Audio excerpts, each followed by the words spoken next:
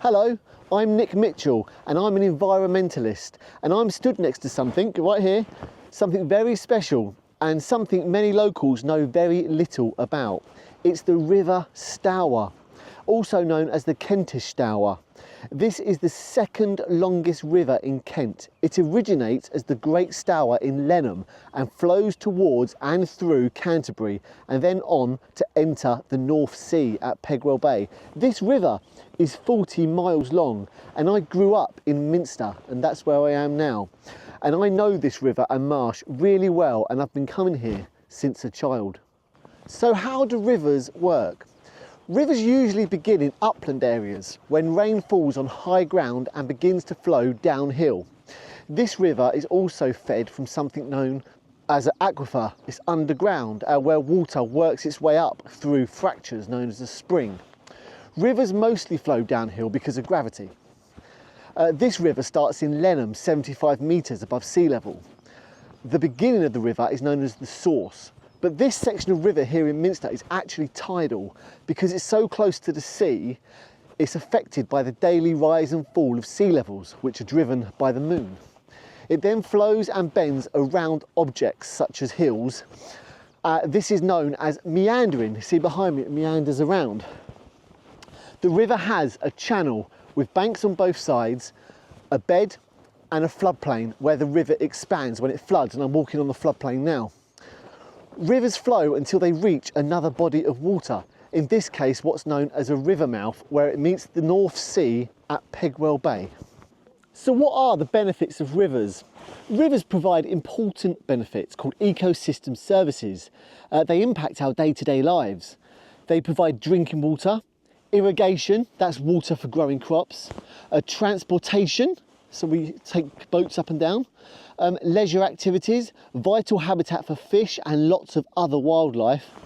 The lower lying parts of the river are particularly prone to flooding, and this is very important.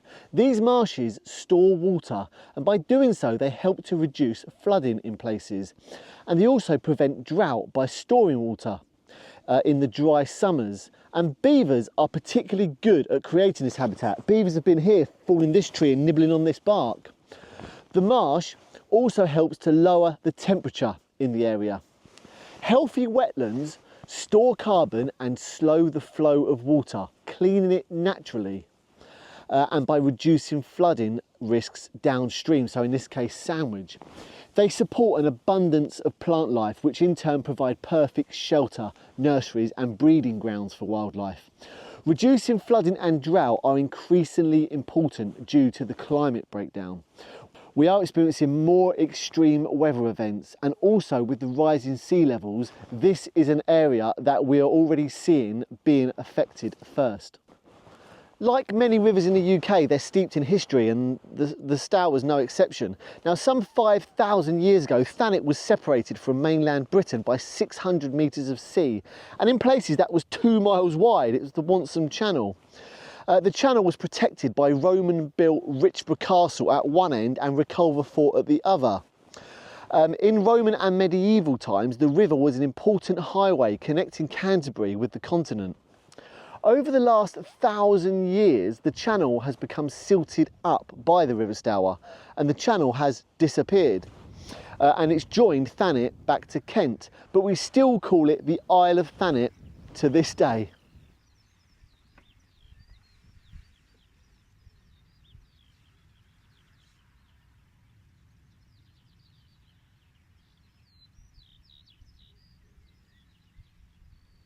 The amount of wildlife out on these marshes is simply incredible. There's so much. We have some rare birds such as marsh harriers, nightingale, turtle dove, and various breeds of owl, and they're all breeding here. We have water voles, hares, foxes, snakes, lizard. The list goes on. This tree behind me has been getting chewed up by a beaver, and one of my favourite creatures. It's the UK's largest rodent. They have been extinct for 400 years and now they're back. They are incredibly important ecosystem engineers. They create wetland habitat, helping to increase biodiversity, slow the flow of water, capture carbon, clean the water, reduce flooding, reduce drought, and they encourage the growth of trees by carrying out a process known as coppicing, which is what's been happening right here. They do it mostly on willow trees like this. Our marshes and the River Stour are very special places, and I always like to encourage everybody, especially you watching this film, to visit sometime. There's many footpaths around here in the area for nice, long, enjoyable walks, and there's also boat trips operating from Grove Ferry and Sandwich Quay.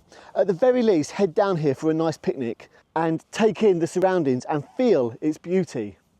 But do it on a nice, calm, sunny day like this. These marshes are a harsh environment in the winter, and especially during heavy winds and rain, and I've been caught out many times.